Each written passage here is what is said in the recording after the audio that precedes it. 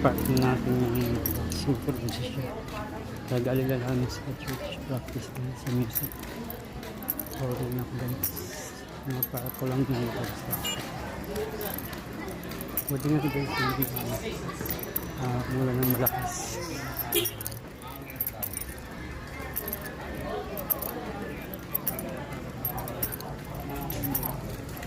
Hangap lang kabay ko sa bulan.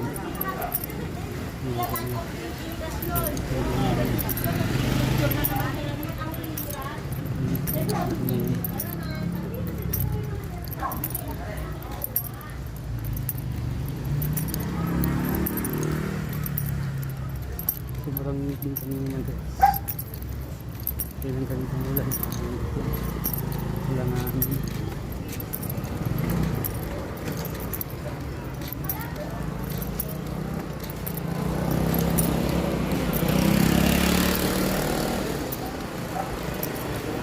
sarado na.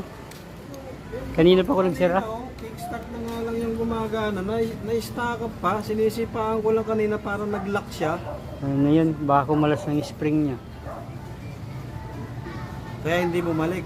Oo. Kailangan ano yun. Huwag mo siya pilitin ikikik. May mamasasagin siya doon na ano. Kailangan bubuksan yung gilid mo ulit. Tapos Yan na yun eh. May yung spring niya ngayon. Baka doon na kumalas.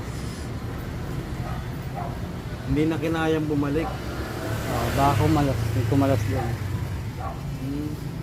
Eh ano pa naman, ano pa yung sumukat ng motor ko na yun? Wala, may gis lang yung sa akin eh. Ay, gis pa 12, yung T-range ko. Ano ba? Parang ano lang ata yun? Parang odso. Oo, 8 lang yun, ang liit eh. Odso, gis mga ganun lang. Pero madalas odso. Ano yun, natanggal ng spring, kakabit na uli yun. Ano? Oo, ibabalik lang. Basta kung okay pa naman yung pinion gear niya.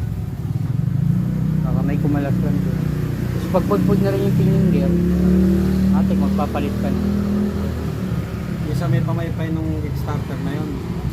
Yung pinakasalpakan niya. Yung di ba may bilog? Oo, May ano yun eh. may gatla. May gatla. Pag napudpud na yun, matik na palit ka na doon. Hindi na siya mag-ano. Hindi mo na siya makikita. Hindi na may higpitan.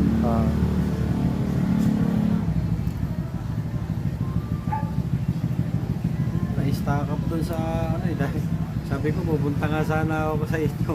Mangiram na lang ako ng pambukas. Hindi naman doon. Dali mo lang. Sarado